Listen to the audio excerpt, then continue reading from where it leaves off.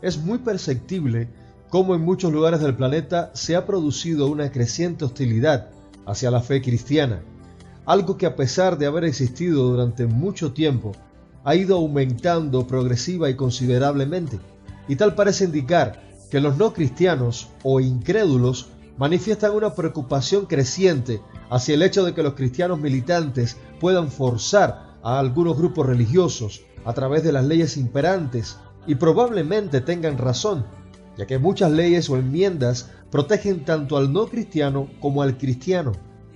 Pero a menudo existe este sentimiento de molestia y hostilidad hacia los cristianos, ya sean ministros, teólogos, evangelistas o cualquier otro. Pero a pesar de ello, lo que sucede muy rara vez es que alguien de manera pública critique la integridad de Jesús. Cuando se manifiestan focos de hostilidad dirigidos hacia los cristianos, la iglesia o contra la historia de la influencia cristiana, al parecer hay algún tipo de restricción hacia la figura de Jesús.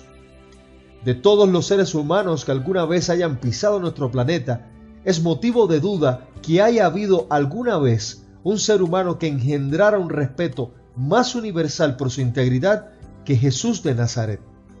El mundo elogia tanto a Jesús que cabe preguntarse, si Él era una persona tan maravillosa, amorosa, amable y compasiva, ministrando toda clase de enfermos y marginados, entonces, ¿por qué lo mataron?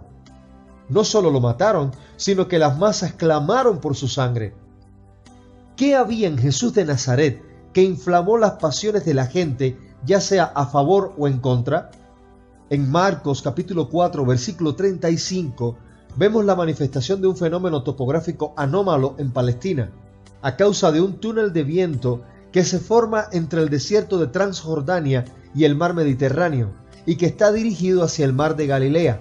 Tormentas muy violentas pueden aparecer sin previo aviso en ese lago, el cual aún hoy en día, con el uso de instrumentos modernos, es difícil predecir la aparición de estas súbitas tormentas en dicha zona. En este pasaje de Marcos capítulo 4 versículo 35 se manifiesta dicho fenómeno anómalo, con fuertes vientos y olas gigantescas. Nótese que el barco está en peligro de voltearse mientras Jesús sencillamente está durmiendo, y los discípulos tenían un gran miedo.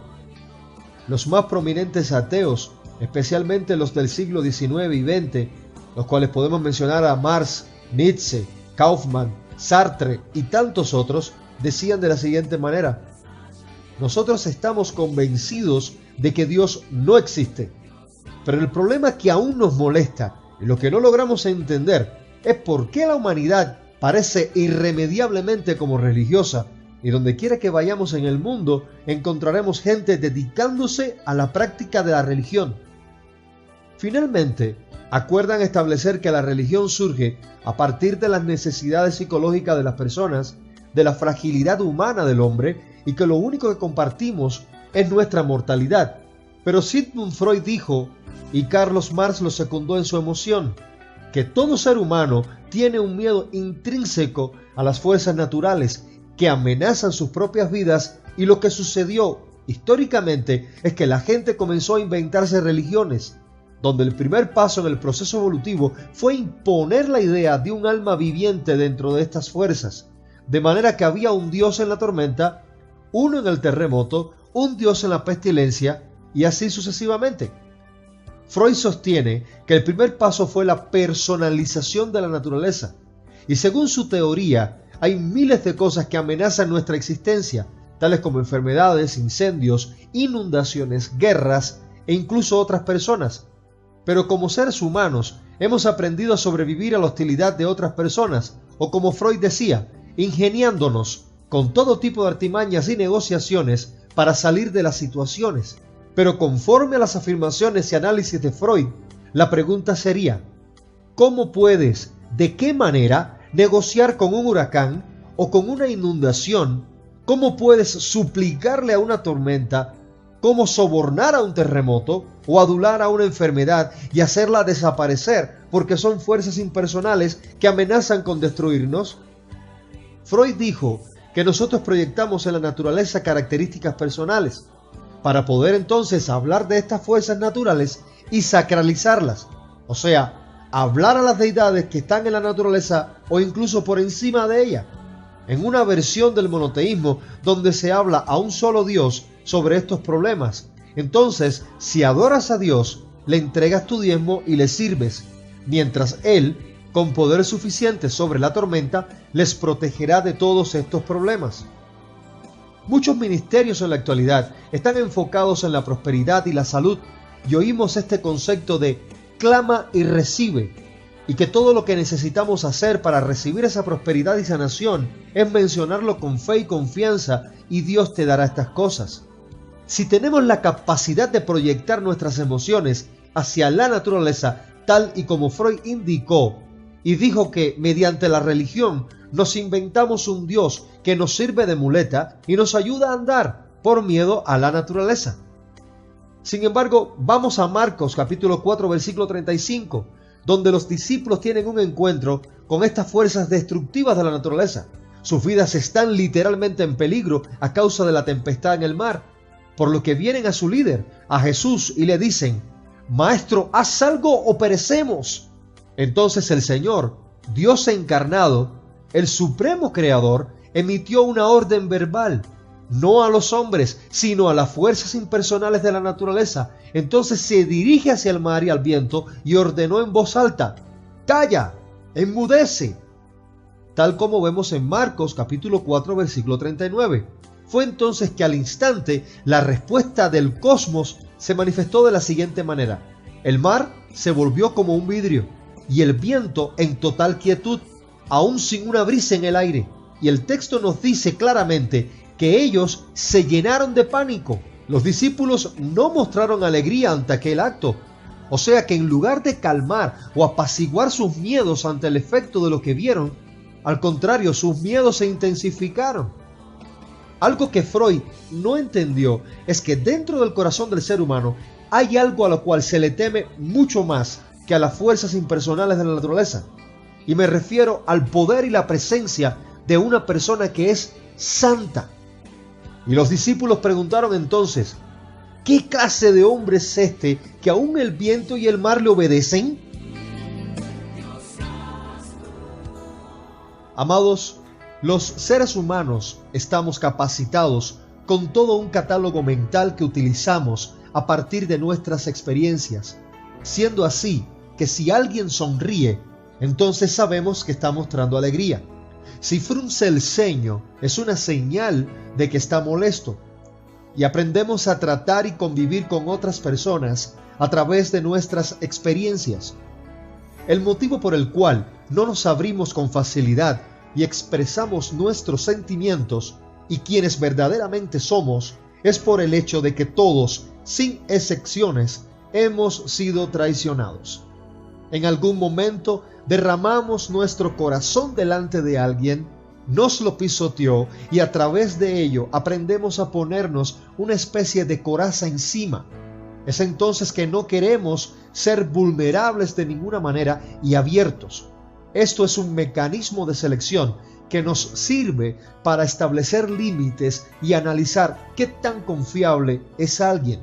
Y cuando los discípulos vieron a Jesús actuar, este mecanismo en ellos se volvió totalmente loco, ya que no tenían una categoría para poder explicar lo que era o hacía Jesús de Nazaret, porque jamás habían visto a alguien tan diferente, tan otro, tan independiente, apartado de lo normal, alguien que puede ordenar al mar y éste le obedece, siendo así que se espantaron de tal manera que no pudieron evitar manifestarlo al darse cuenta que verdaderamente estaban en presencia del Dios Santo, algo que hizo que su miedo se incrementara en gran manera. Vemos también cómo ante la incredulidad de Pedro a la orden de Jesús de lanzar la red al mar, tal cual vemos en Lucas capítulo 5 versículo 8, al ver Pedro el milagro consumado, entonces le dijo a Jesús: apártate de mí, que soy un hombre pecador. En otras palabras, vete, que yo no puedo soportarlo. Esto es lo que sucede cuando aquel que es santo irrumpe en nuestro medio. Inmediatamente somos muy conscientes de nuestra falta de santidad y queremos que esa persona se aleje de nosotros lo más que pueda. El impío huye cuando nadie lo persigue. Martín Lutero dijo: el no creyente tiembla aún ante el susurro de una hoja.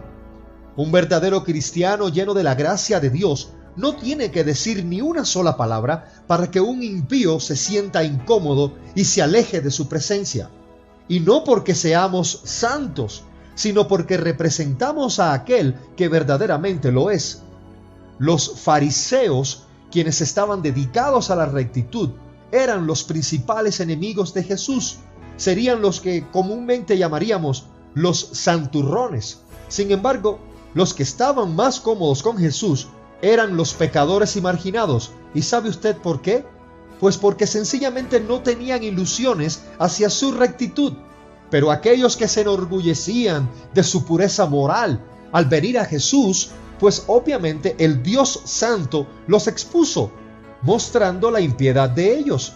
Porque cuando llega la luz, amados hermanos, las tinieblas no pueden estar en su presencia. Cuando Pedro pidió que Jesús se apartara, que se fuera, este no se fue. Obviamente para gozo eterno de Pedro, porque el maestro no le hizo caso en lo absoluto y permaneció en aquel lugar, ofreciéndole paz ante su agobio.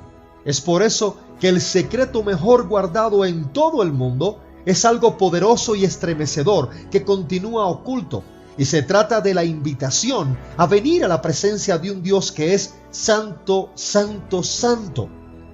Mientras el no cristiano evita estar en la presencia de Dios, el cristiano pide que Dios lo examine, tal cual vemos en Salmos capítulo 139 versículos 23 y 24, cuando el salmista dijo, y cito: examíname, oh Dios, y conoce mi corazón. Pruébame y conoce mis pensamientos, y ve si hay en mí camino de perversidad, y guíame en el camino eterno.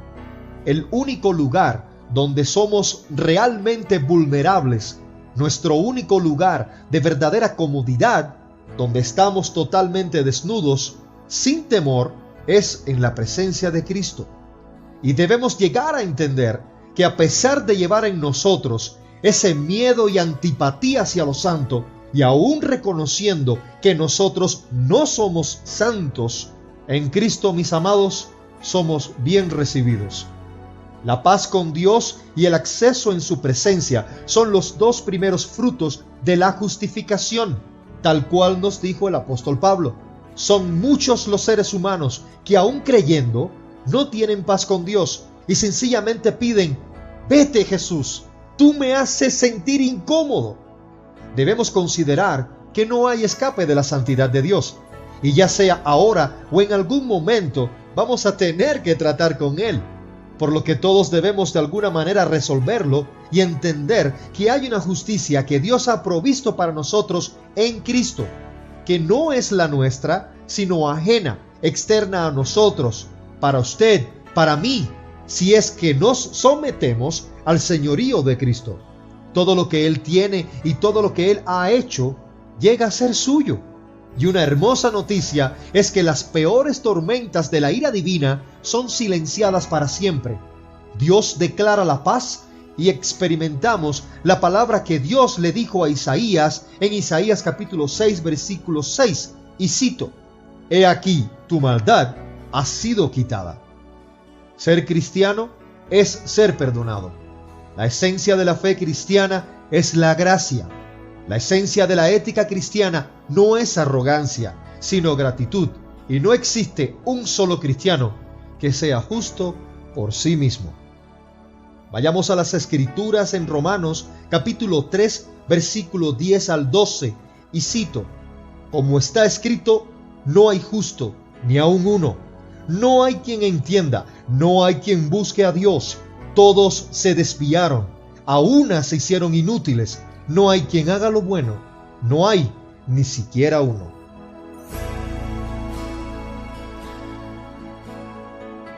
Amados, que la gracia, la paz y la misericordia de Dios en Cristo Jesús, Señor nuestro y Salvador, sea con todos y cada uno de ustedes, esperando que este estudio sea de gran bendición para su vida, de la misma forma en que la ha sido para la nuestra.